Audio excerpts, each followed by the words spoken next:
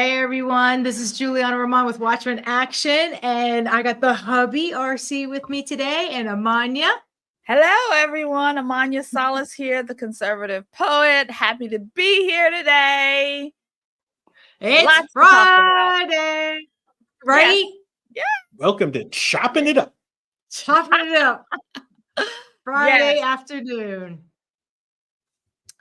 It is indeed a great day. I was out today and I said, man, I couldn't even look. The day was so lovely, not cold, not hot, just beautiful. This is how I would love Florida to be at all times. Just easy. Oh, it was just lovely out today. Anyway. That's perfect weather, 78 degrees. What's not to love about that, right? Just so perfect. Yeah.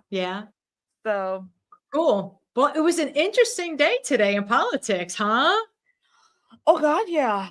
I'm gonna say both locally and nationally. At that point, it has been a very interesting day. I'll just say it right here. At our local politics, Geraldine Thompson was put to rest today. It was a packed house, if I must say. She had a lot of powerful people in the room. Benjamin Crump showed up to pay his respects as well. It was quite a lot of the Florida legislatures were there, senators, a lot of local politicians, Buddy Dyer and Escamani, a whole lot of people, came to pay their respects today to the legendary Geraldine Thompson. So rest in peace to her. Wow. That's a beautiful turnout. Yeah, she had people from all sides that were like, wow, can't believe this happened. So maybe there's a lesson in that. Yeah. They say that you should come together before somebody passes away, right? Maybe the two sides of the aisle should come together and start working together. Yeah. And it is I saw something the other day. Gene Hackman also, who passed away, him and his wife recently, a couple of days ago. I mean, some of the bizarre things, I don't really want to get into it here, but he said in an interview not too long ago that how he respected Ronald Reagan and how, he's always been a Democrat, is a Democrat, but he saw something in Ronald Reagan that, he could reach across the aisle and embrace that. And so, yes, there were people from both sides of the aisle for Geraldine Thompson's funeral today, and we should be able to do that. We may not agree on our politics, but we're human beings, friends. We should be able to be cordial and these things, for sure. Wow. Yeah, I think there's a bubble thing too, if you're not careful, right? Before the election, you had Cornel West on the radio show, Amania, and I thought that was interesting. Obviously, politically, we're on completely opposite sides of the spectrum, but the opportunity to even have a conversation, if I recall correctly, he conceded some points. And so we would have never known that. And I mentioned to you privately, I said, I thought that was a great idea and a bold move to do that, because we don't do that. Right. It's like, what happened to any type of political discourse, right? Or actually having a conversation to say, all right, this isn't going to be a shouting match. Make your point. Let's discuss.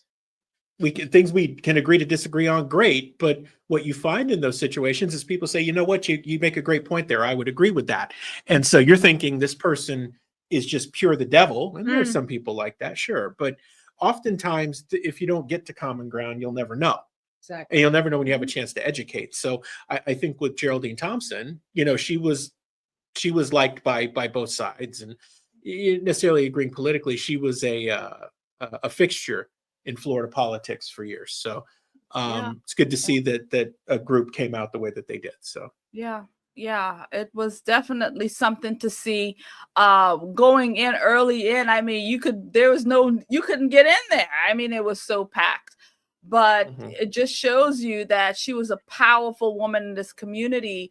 And one of the things that was said was to, who's going to pick up the battalion now?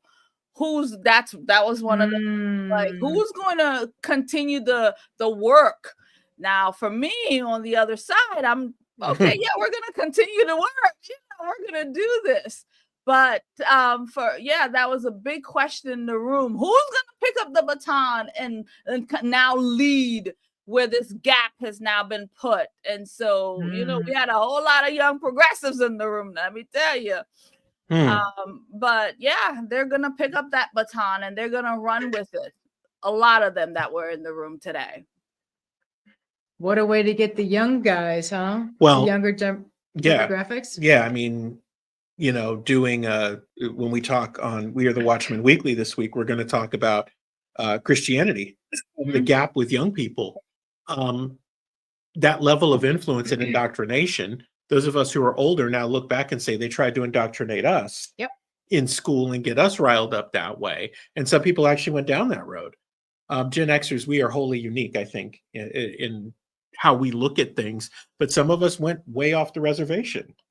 And we were one of the most common sense generations, right? Because we're like MacGyver. We just figure it out. That was our whole calling. And we looked at things practically. We also had our grandparents. Yes, true. Our grandparents made the biggest difference because they're the ones that held the traditional, generational, like, this is the way America is. It wasn't until like 1971 when we were taking off the gold standard, right? And they took away the Made in America, all that excitement. We lost the culture of just being excited about being Americans. Like, they pulled that via the media, they pulled that away from us. Yeah. Right. So we remember, our grandparents coming across, or, your grandmother and what they went through, but we remember all of that. We've got all the stories, and the young generation, they don't have those stories anymore. They don't know what it's like. So now they're remaking the culture and what it means to be Americans.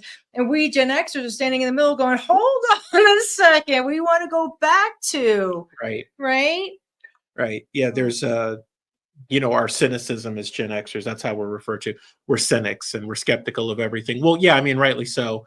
Like, we survived nuclear war, economic depression and collapse, right? Like, this was normal part of our lives, right? We started making our own dinners at like 3 years old, and I mean, it's just we took care of our younger siblings. We took care of our younger siblings, so we see this very clearly, and it's like you're trying to go back and grab those younger generations to get them to think critically before it's too late, before they go completely over the edge. So yeah. What I think is that they've never really had the ability to really love the country, to be poured into them, like what the love of country isn't poured into them at all. And so therefore they have no allegiance, right? They don't pledge their allegiance really to the state, to the country, because when we're looking at school, they don't teach them about that. They don't teach them about loving our country. They don't teach them about respecting our country. They don't think about these things. And, that leads us right into what happened today in the Oval Office with Vladimir Zelensky coming to our country to beg us for money, and then you can't even wear a suit to meet the president of the United States of America. And they poured that out. They said, you gotta have respect. You coming here to beg us for money and you can't even put on a suit and tie, and then you have the nerve to be combative and all of that. Yeah, JD Vance put the schooling down. He said, nah, you can't do that, bro. Okay, so we're going to show the video.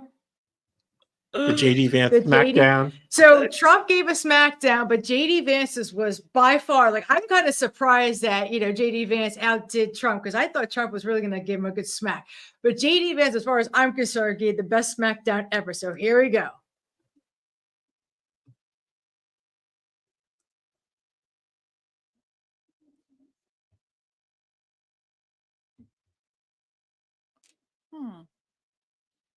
I'm not hearing it.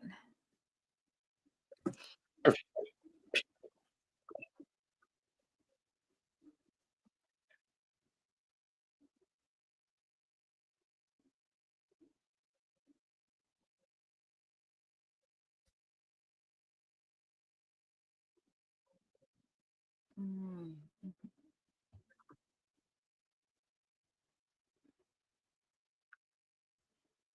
Hmm.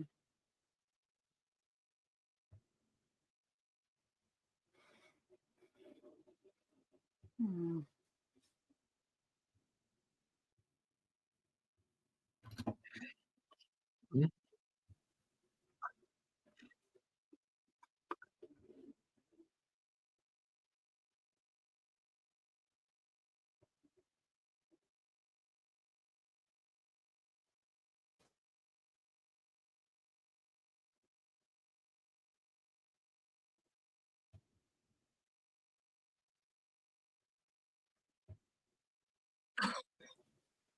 Hmm. Wow. Amania, did you say you weren't able to hear that? Mm-hmm. Yeah. Oh no. Yeah. Let me Yeah. try. But that's Let me okay. try that. I listened to it a little while ago, so I already. No, then our audience wasn't able to hear it. Oh, I'm so sorry. Oh, they guys. weren't able to either. I don't Okay. know. I just Yeah, so let me do this again to make sure. We'll run it again for everybody because it's certainly worth running. So let's try it again here. About the kind of diplomacy that's going to end the destruction of your country. Yes, but if you are not strong... Mr. President, with respect, I think it's disrespectful for you to come into the Oval Office and try to litigate this in front of the American media. Right now, you guys are going around and forcing conscripts to the front lines because you have manpower problems. You should be thanking the president for trying to bring an end to this conflict. Have you ever been to Ukraine that you say what problems we have? I have been to Come once. I've actually watched and seen the stories, and I know what happens is you bring them on a propaganda tour, Mr. President. Do you disagree that you've had problems bringing people into your military? We have problems. And do you think that it's respectful to come to the Oval Office of the United States of America and attack the administration that is trying to prevent the destruction of your country? A lot of questions. Let's start from the beginning. Sure. First of all, during the war, everybody has problems, even you, but you have nice ocean and don't feel now, but you will feel it in the future. God bless. You don't know that. God bless. You don't God know bless. that. You will not have a war. Don't tell us what we're going to feel. We're trying to solve the problem. Don't tell us what we're going to feel. I'm not telling you. Because I'm you're in no answering on position this to question. dictate that. That's Remember exactly what this. I'm not You're dictating. in no position to dictate what we're going to feel. Wow. like, wow, the audacity. I mean, like, seriously? But JD Vance was like, let me just cut you off right there. You know, somebody needed to say, listen, you come into the Oval Office, you don't have a suit on. And I heard remarks that he was like, you know, when the war's over, then I will put on a suit and look like you. And it's like, Then he Are said, you "I'll buy kidding a me? cheaper suit." You know, like that's what he said. I'll buy a cheaper suit when that time comes. Yeah, they got to get it in super medium. Right. But Zelensky's about 4'6". you know, we forget how deadly JD Vance is when it comes to debate. Like we haven't been listening. You know, no. If we remember during this election cycle, how he devoured, ate them, and spit them out, all of these media people, he was deadly, and that's who that's the JD Vance that showed up today. Yeah. Yep. So Stephen Collins writes, Zelensky is one of the Christ killers, and they hate and despise Christians. So it's like one of those. You know, the things that you need to know about people are really important. Yeah. And you know what else I noticed in there? The body language of the men, how they were. You could like Trump was like, you know, the boss, like, and and you know, there was a moment with Marco Rubio. There was a picture out there on Twitter. There's a difference there, but yeah, the body language of how these men were sitting could tell you a lot about you know who's in charge here. So Marco Rubio already took care of the monies. There's no more monies going to Ukraine. He's already taken care of that. Yay. Yeah. Wow. I also thought that, how JD Vance talks about, how dare you come into our country, into our rules, and you want to lecture us about X, Y, and Z. And what I'm getting out of all of this is that not JD Vance, but Zelensky is not ready to negotiate. And that's the problem. He's not ready to negotiate. He's not ready to end this thing. Trump is saying, we're here to help you. We want this thing finished. You need to negotiate this so we can finish this so nobody else dies. But well, we've been in the war this long. What do you mean we need to give it up this now? No, we're not going to do that. And it's like, no, friend. Putin is not going to give you back the countries that you have annexed it. He annexed it. He's not giving them back. They're not going to allow you into NATO. So you need to, pick up your cross and move on. Pretty much. So General Flynn writes, Zelensky should be immediately escorted out of the White House and immediately exported back to Ukraine. What a disrespectful piece of bleep this person is. How dare he speak to the President of the United States of America and to the people of America after all we the people have given to his country. And this piece of bleep still can't tell us where over 100 billion US tax dollars have even gone. Stop every bit of support to this madman. Like $100 billion. You know what that could do for our country? That's a lot of money. Yeah. I didn't consent to that kind of money going over to help this. Like to me, when I hear money is going for war, I hear innocent people getting killed. I hear the military industrial complex making money. I hear money being funneled out and being laundered somehow because it's all like, the card game, the shell game, they're moving things around. Like, I'm sorry, but I don't want we the people to be hurting they the people. Yeah. Yeah. Am I alone in this? Because I know the people of other countries are just as good as you and I, minus the ones that have been indoctrinated with all this propaganda, told to, immediately hate the Jews or hate the Muslims or hate the whatever, right? But most people, they're born and they're raised as loving, amazing people. So I wouldn't want anybody of any other country, just as people from other countries wouldn't want to hurt the Americans. But our governments, on the other hand, all of them need a spanking because what they're doing, they're representing us, they're representing other countries, other people.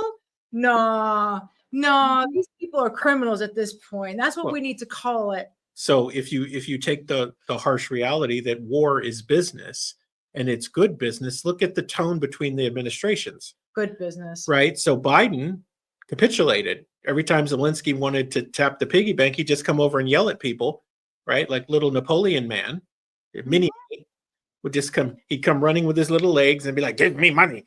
And then they'd be like, "Oh, how many billions do you want? Here, speak in the bully pulpit in Congress in your dirty sweater." And it was fine, right? They just kept getting money. And you start asking why. Well, Ukraine as a country is where everything that's dirty goes to get funneled and cleaned up, right?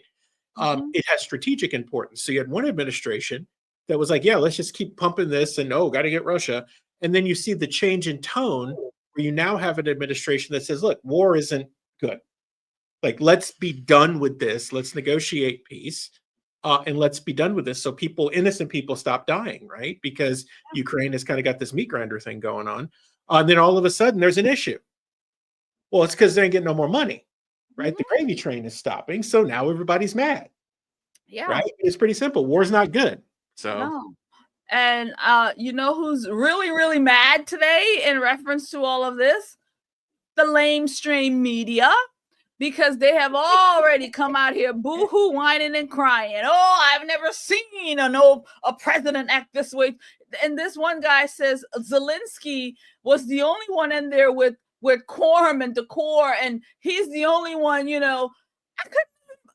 are the people. These media outlets is a disgrace. They're a disgrace. Standing up against the president of the United States and what we need. And again, they want to end this war. But no, the media, they flame this. Oh no, Zelensky is in the right. America is in the wrong. Why? America wants to stop this war. They want to stop the bloodshed. They want to stop the deaths. But no, that's not how they see it.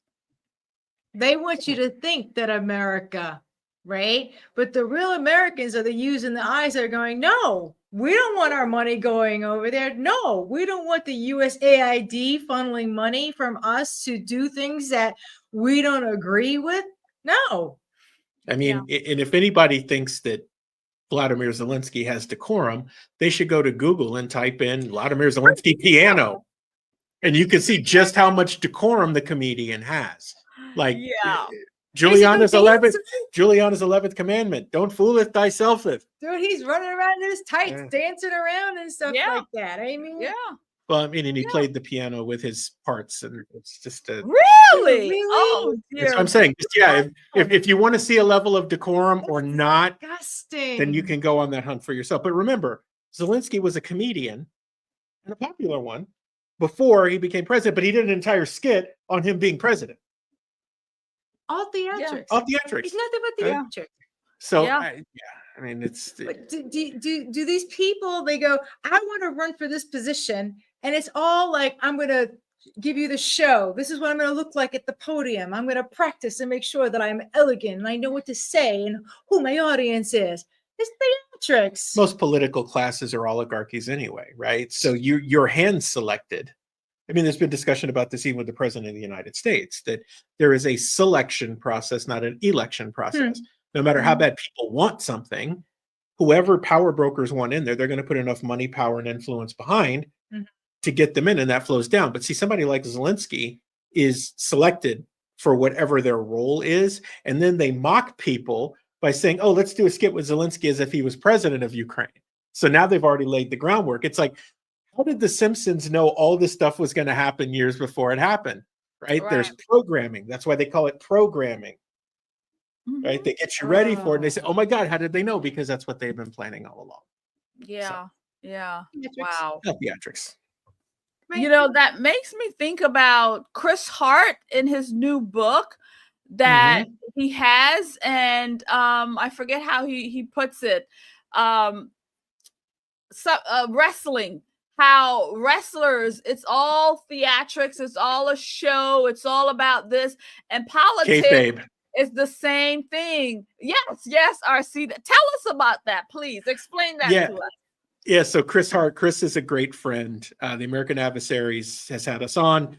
They utilize our research. Politics and Pro Wrestling is the title of Chris's book, and you have to get a copy. Chris is a brilliant political mad scientist, and what he talks about in professional wrestling, it's kayfabe, right? So you have to keep the rubes, the people who are watching thinking that this is real. Meanwhile, everything is scripted in advance, and they work through this and how they're going to go. So it's all scripted, right? It's a show, basically. And so what Chris does is he connects the dots in how politics is like pro wrestling. It's the same thing. Like, okay, I'm gonna hit you in the head, and then on the third one, you're gonna duck, right? And then you're going to hit me in the stomach there, you pick me up and body slam me. And if you watch pro wrestling closely, even from the old days, you'll see them talking to each other, right? Now, I've been in and around the business, so I understand how a lot of it works. And it's amazing to watch how these guys work. I'm like, people think, oh, it's fake and whatever. It is fake. It is scripted. Right. The physical part of it is quite real. Because it hurts, right? But the way that these guys work through it, like how they talk about a match before they go out, and then how they talk to each other in the ring about what they're going to do. Like, be ready, I'm going to body slam you. Right? It's like, if you watch real close, you can see their mouth moving, and they're telling each other what the next move is and how they're going to do it and stuff like that. And so politics is much the same way. A lot of this is just theatrics. So I'm going to go argue this in the Senate, and then you're going to argue against it, because ultimately we want people to vote against this, so they'll vote for this. That happens all the time at every house level, whether it's federal, state. It happens in your own county, your own city, your mayor's office. It happens all the time. Right. Yeah. Wow. Yeah. I thought that was quite an interesting way, his book. I don't have it yet, but I definitely think it's something I need to get my hands on and read, because I think there's a lot of play in there. You got it autographed. I got it Wonderful. signed. Yes, I wanted it signed. Yes, gosh. But this is where we are in this political space. You're right, it's fake. There's so much fakeness when you look at all of these things, when you look at this. And that brings us to another thought that we've been looking at, is our data Republican that has taken it upon herself. Actually, Elon Musk kind of tapped onto her because she was tweeting stuff, and Elon Musk found her and he said, follow her. And so now they've discovered her. She's this data scientist who is using AI to sort of tie in the strings, so to speak. She's sort of bringing it all together. Who's doing what, how, because before we couldn't really see these things. It can't really be done with just the human eye, but with AI, we are able to really figure out and see what these people are doing, who's getting paid what for what. And so she is literally calling out names. And I think it's going to be interesting to watch how she really, really helped Elon Musk in this venture of Doge and truly draining the swamp. Yeah, I mean, Father bless this young lady. She's deaf, and she got doxxed. Like, she was trying to stay behind the scene, and these people, of course, because this is what garbage people do, they doxed this poor young lady. So let me pull this up, because she said, okay, I'm going to get out in front of this. Here's who I am. Here's about me. So she went on News Nation recently to discuss what was going on. And so let me try and expand this so we get a better look at it. Let's take a look and a listen at what she had to say here. So Norm Eisen, he runs an NGO called State United Democracies Center. State United Democracies Center. It's actually full of big names like Janet Napolitano,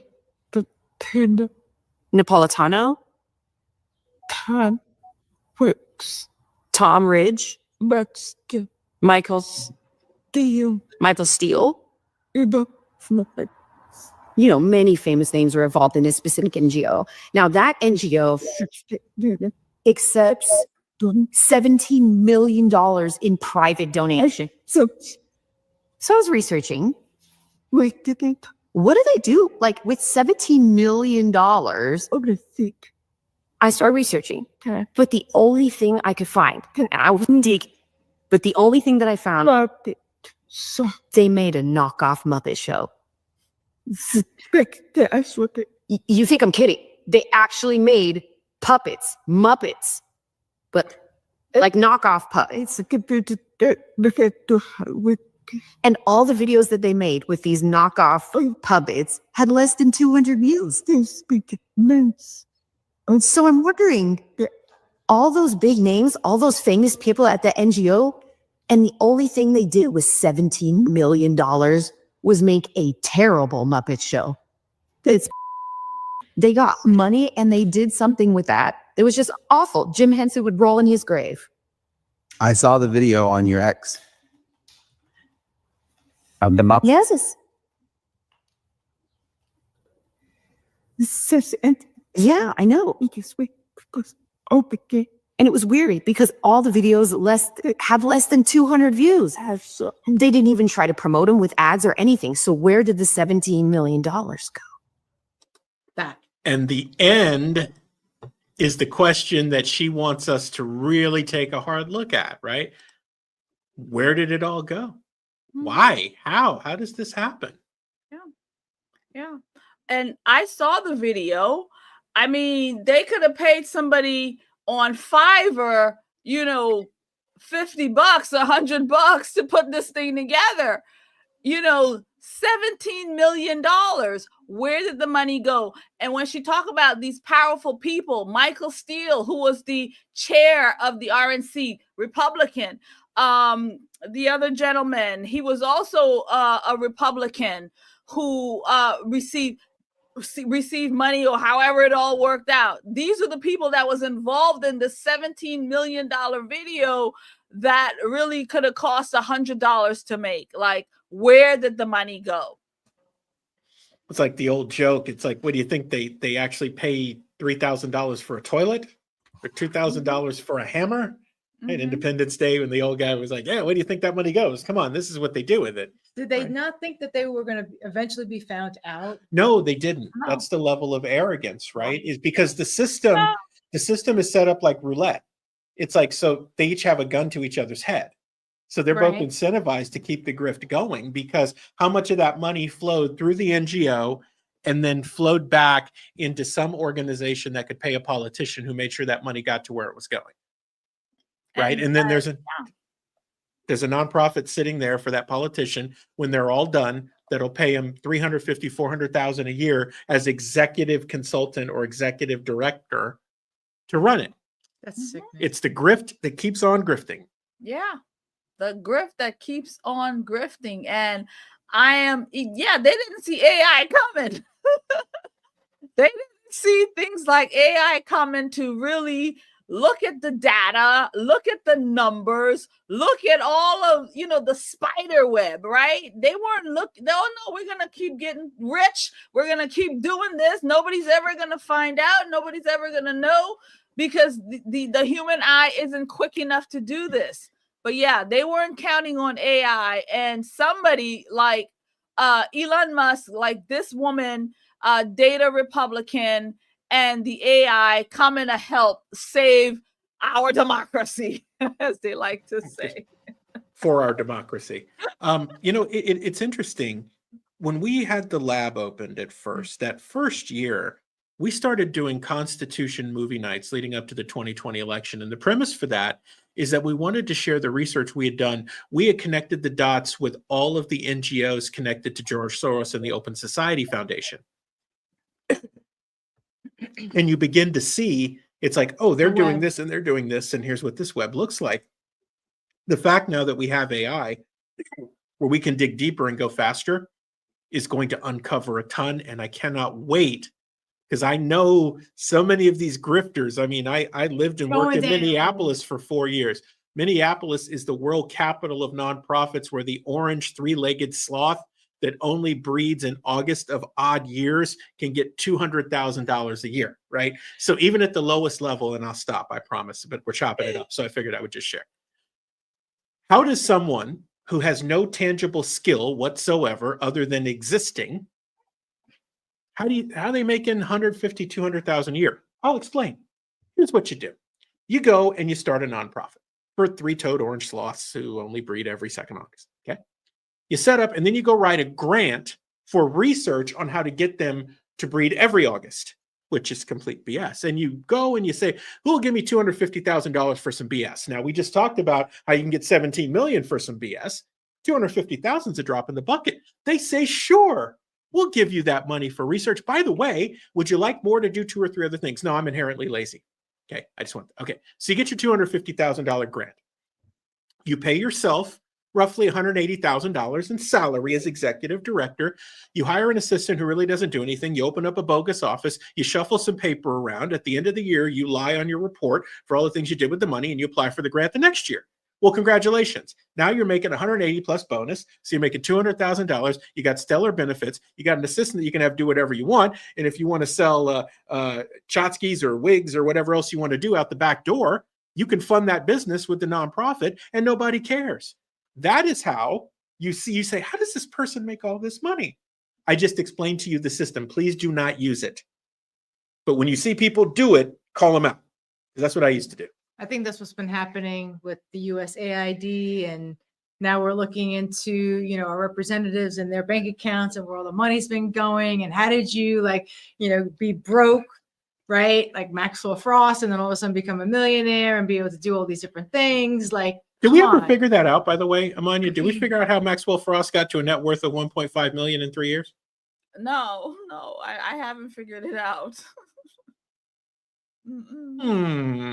Yeah. Well, How can remember they- that Elizabeth Warren and Bernie Sanders. Bernie Sanders was 100% supporting him, and I think they donated all this money. Oh, right. and- So yeah, because Maxwell Frost came to see us because he wanted us to be on his Yeah, his okay. cryptocurrency council. He's like, oh, it's nonpartisan, and he had asked for a meeting. He had asked an intermediary to book a meeting. So he came to the lab. We had this conversation, and we're like, yeah, that's going to be a hard no. And then the week after that, Elizabeth Warren gave him $1 million, Wow. and it's like, Yep. Yep. yikes. Yeah. Wow. The Man, grift is real, like you always say. Mhm. it is indeed real. These people are getting rich. And you know what else Data Republican brought up? And she says, when you see these people out here with their hair on fire, pushing back, pushing back on what's the discoveries that's happening, they are deep in it. They have been benefiting from it. They are a part of it, and they are afraid of this thing becoming short. So yeah, she said it. When you see them out here boohoo whining and screaming, Jasmine Crockett, It's when them. you see them out here boohoo and crying, Maxwell Frost, Elizabeth Warren, Raphael Warnock, all of them, So speaking of all of them, on our podcast that's coming out that we just did, we talked about Laura Loomer. I want to talk about local politics. I'm really not in the know the way that you're in the know. So what do you know that's going on local to Central Florida that, the people should know about? I don't know of anything right now. What's happening? We talked about Geraldine. Right. What else? We do have 2 new districts in Orange County, so we're going to be having elections for that. And the governor has not decided on the special election just yet for Geraldine Thompson's seat. That I do know of. I haven't heard that. I did hear yesterday that Baby Bracy is going to be running for that seat. I call him Baby Bracy right now. I can't think of his first name. Not the sister, but the brother. That was his seat before. So he is going to be what's his name? Baby Bracy. Anyway, well, that's what they call him behind the scenes because they say he's a mama's boy. So Baby Bracy is what it is. So I hear he's running for that seat, and I don't know too much about anybody else going for that. I don't know. Yeah, Randolph Bracy. Randolph, that's it. He left it up. Oh, no problem. Here to help. Yeah. So he's running for that seat. I don't know if we have anybody on our side of the aisle that's going to be taking him on right now for that. But as of yesterday, that's what I heard, that he's talking about nonprofits. I hear that him and his wife, or his wife in particular, has an issue with her nonprofit, and that she was given extra money or something like that, and now she's got some explaining to do about not returning it or something. So that there's a story brewing there with her nonprofit, his wife, like $250,000. So I'm not sure how all that's entailing, but I know that they got some explaining to do about their nonprofit. Having a nonprofit as a ministry, especially as a public charity, it's not that the reporting requirements are too onerous. I mean, they're annoying at some points, but the one thing that is a stickler is how you deal with funds that come in. Whether they are in the form of a grant, which is its own set of issues. This isn't a class, but the other thing is donor funds. And I think part of what happens, Amania, to this point, this is a good lesson, because there are others out there who have nonprofits who are doing the same thing, who just, hey, there hasn't been announced that they've been busted, or it has, and they're fighting it, or they paid to make it go away, is the misuse of donor funds. So if a donor comes to you and just donates, general fund, you can pretty much use it for whatever you want. But if someone gives you a chunk of cash for a specific thing, or you make an explicit statement or promise that those resources will be used for that thing and you don't do it, and the donor says, I got an issue with that, you either have to return that money or you're going to get investigated for misappropriation of funds. And it is the trade-off of having a nonprofit that gives you tax benefit and stuff like that, is that you have to do that. Most of your accounting and stuff you can get away with. They generally don't care. Right. And I'm not saying you should do anything illegal, by the way. It's just they generally don't care about that stuff. What they do care about, much like investors, they care about when they feel like someone's been cheated or misled. That's when they're going to drop the hammer on you. And look, $250,000 isn't a small amount of change. That's a lot. In the larger scheme of nonprofits, in the grifterverse, it's small, but that $250,000 is enough to get the state on your tail. Definitely. And the feds are probably going to come after that because it's like, so what are you doing? What happened? We know what happened, but I'm just saying. Okay. So I have one last question. I want to know your opinions on Byron Donald. Ooh. Ooh. Amania, you go first. Yes. Matter of fact, I saw his boy today. And Well, you're talking about him running for governor? Yeah, which boy did you see today, by the way? His muscle, Larry. Oh. Yeah, but I don't know. I mean, word on the street is I've heard this for a while that he's running. I'm not sure. I think I saw something online that actually Governor DeSantis was asked about Byron and, you know, preparing to run and all of that. And he actually took a different stance. He was like, you know, right now we should be focused on the work that needs to be done for the American people, not really trying to focus on campaigning. So that's all I've got on that. I don't know too much more. So Byron went on Fox News and announced that he is indeed going to run for governor of Florida. He did. A fun story. Yeah, now that the cat's out of the bag, he's going to do it. A couple of years ago, we were actually at a meeting with Erica, his wife, and we were sitting talking, and I just said it. I said, so Byron's going to be the next governor of Florida, right? And the look that we got was when it was kind of like a coy catbird smile. But how did you know? How did you know? And it's like, well, that's a logical conclusion, right? The resume that he's been building, a next logical step, if he's not going to be a senator, then he's going to try to run the state of Florida, right? So that he can come back around and either run for vice president or president at some point in the future. Like he's been primed for that. And you see that in his maturation, right? And I'm like, okay, so obviously Byron's going to run for governor in 2026.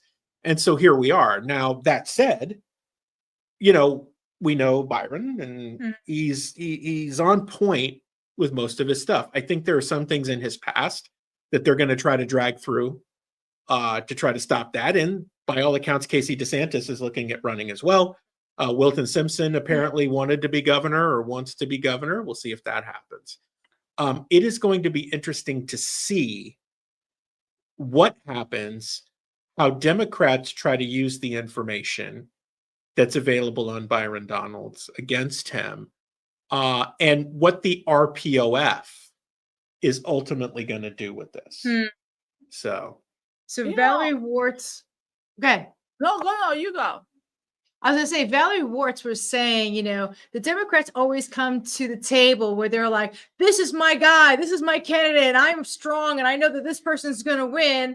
Where the Republicans come to the table and go, well, Byron and Casey, and we don't know, and, you know, we're unsure. And why do we always come to the table not strong the way the Democrats come to the table?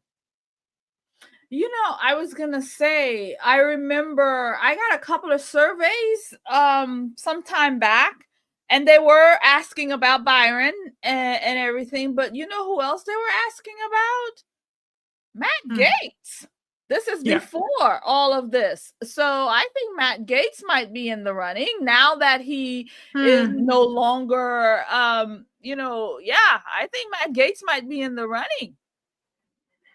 So Matt Gaetz is an interesting character, right? Because we know what happened with his AG run. And you wonder if he pops his head up for that, and although he's got clout in the state, if he pops his head up for that, how much more is there in that investigation that we don't know about? And I'm not saying that Matt Gaetz is guilty of anything because we don't know. Okay. But what else comes out? I mean, it's like I think you're going to deal with that with anybody because politicians are, by all accounts, human beings, which means they're fallible and everybody's got a past. And so you just wonder if there's enough gas in the tank for him to survive something like that, because those allegations were pretty serious. And I mean, to the point where when your associates, when they end up doing an episode of American Greed, you're pretty far down the road. Okay? So yeah, I mean, if I was looking at it today, I would say Byron has a strong angle. But we've got 2 years before that happens. So let's see. It's 2026. Yep. Yeah, let's see what happens. I mean, obviously Byron will term out. So Okay. Wow. So I'm thinking about it now, looking at everything that happened with the AG run for Matt Gaetz. Yeah, I could see it now. He may not have the chops to go all the way with such a thing, with everything that's happening with his life and this whole investigation. He may not take that on, Yeah. yeah, he's going to have to bide his time, I think, strategically. And again, this is just opinions from a guy who's a researcher, right? But if you look at it on the surface, because the way that Florida has shifted, we've got a lot of purple in places where we really shouldn't have it. And if there's a polarizing enough figure, I just want to give people context. If there is a polarizing enough figure or issue, we saw this with abortion. Seminole County, where we live, Orange County, a couple of other counties actually got over the 60% threshold. That's right. To enshrine to the Constitution. Fortunately, there were enough votes around the state to keep it under that threshold, but that wasn't a win. That was a stay of execution. Yep. And so if you follow that logic, the Democrat machine will put as much money into the governor's race as they believe it will take to win if they think there's a legitimate shot to win.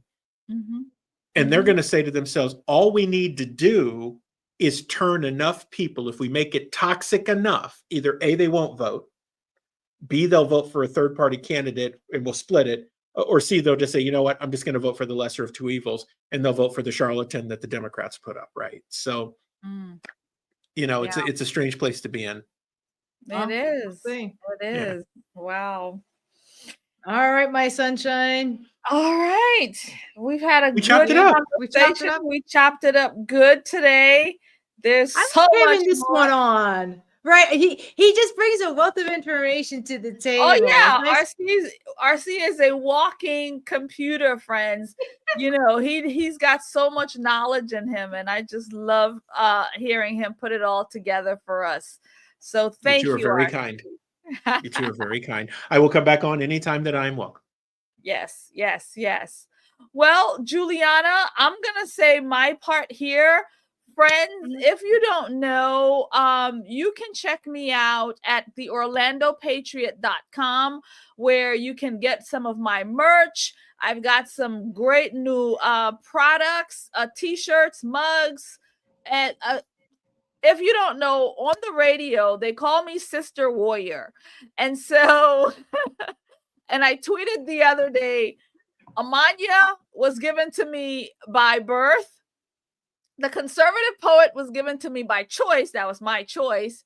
And the people has called me Sister Warrior. So you can go to theorlandopatriot.com, where you can find yourself a Sister Warrior shirt if you'd like to support what I do on the conservative poet. And if you can also, you can check out our live program that we're having, live event that's happening April 5th. It's going to be quite the adventure. The wives talking about being a wife, helping young women, talking about the family unit and how to build family. And so it's going to be a great conversation. And that's happening April 5th. 2025, that's going to be at the Scientology building. That's an adventure all in its own. But yeah, that's where you can catch us all. Thank you, Julianna, RC. You're so welcome. And I'm Julianna Ramond, and this is RC Williams. We are with Watchman Action.